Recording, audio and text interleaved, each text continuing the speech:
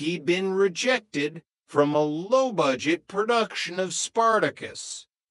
"Oh, my God!" Del shouted, nearly dropping his bag of takeaway. "I thought we were being raided. Cassandra, I didn't know you'd join the force. And Rodney, what are you? A Roman centurion with a vitamin D deficiency. It's a fancy dress party, Del," Rodney yelled, his face turning a shade of purple that matched his tunic. "We're going to a party. My ex-boss at the bank invited us." "At 5:30, Del asked, skeptical. "A bit early for a rave, isn't it?" "It's an early party for people who have to be up for work." Rodney grabbed Cassandra's arm. "Come on, Reg Hollis. Let's go before he starts asking for our badges." Chapter 11. The Lights of Gold Rush. The BBC television studios were a labyrinth of cables, tired security guards, and the smell of industrial-grade hairspray. Del stood in the wings of the Gold Rush set, adjusting his suit. He told the producers he was a connoisseur of the arts. He'd told them his hobbies included fine wines and 16th century Italian Renaissance art. In reality, his knowledge of fine wine stopped at anything that didn't have a screw top. And the only Renaissance art he owned was a framed picture of a crying boy that he'd bought at a car boot sale in 1984. Welcome to another edition of the show that is taking the country by storm. The voice of Jonathan Ross boomed through the speakers. This is Thursday. This is live. This is Jonathan Ross, and this is Gold Rush. Del stepped onto the stage, his smile fixed, his rings gleaming under the studio lights. Beside him were his competitors, Mike Wallace, a financial advisor who looked like he'd swallowed a lemon, and Janice Scott, who seemed genuinely terrified of the cameras. And finally, Ross announced, "We have Derek Trotter from Peckham." Derek is a businessman who lives with Raquel, his significant other. His pastimes include fine wines, the theater, and 16th century Italian Renaissance art. Del gave a thumbs up. "Lovely jubbly. Jonathan, just happy to be here for the culture, you know." Chapter 12. The Rainbow Road. The game began with a flurry of questions.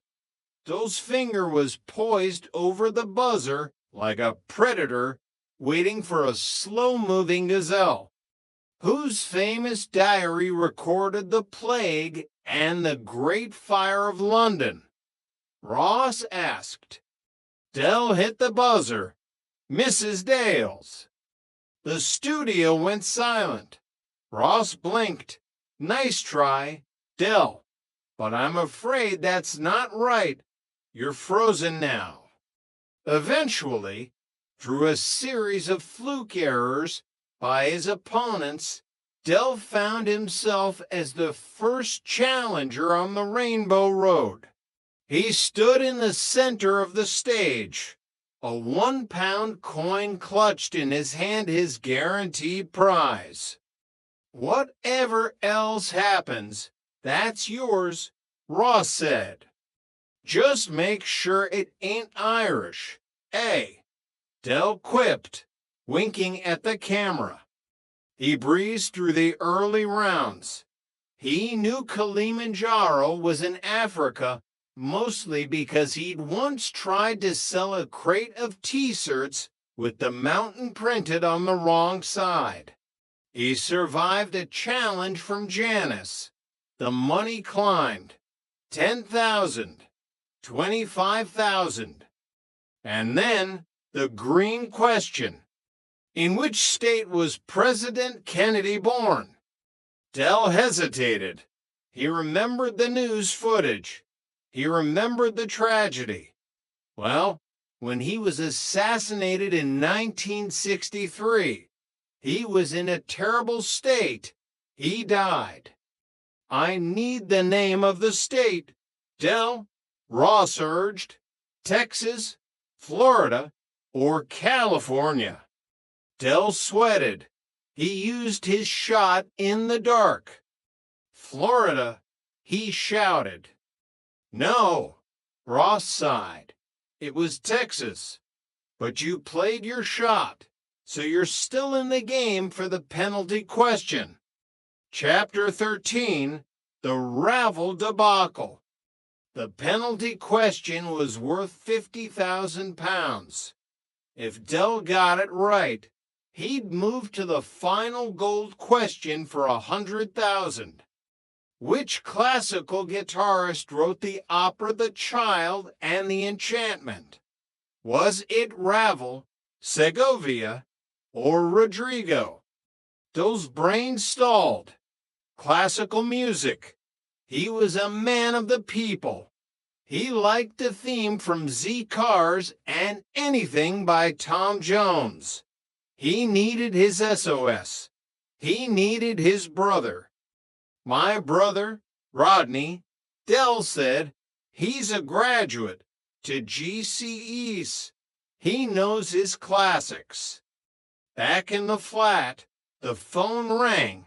Rodney, still in his Spartacus tunic, answered it. Hello, Rodney. It's Jonathan Ross. Oh, piss off.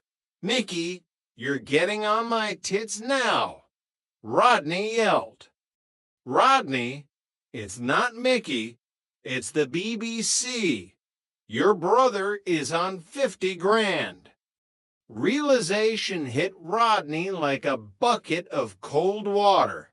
He listened to the question. Ravel, Segovia, or Rodrigo? Ravel. Rodney shouted into the phone. I'm 100% sure, Dell, it's Ravel.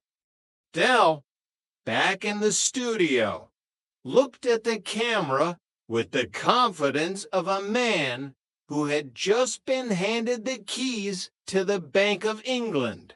It's Ravel, Jonathan. My brother knows. He's got the brains in the family. Are you sure, Derek? Ross asked. You don't have to take his answer. No.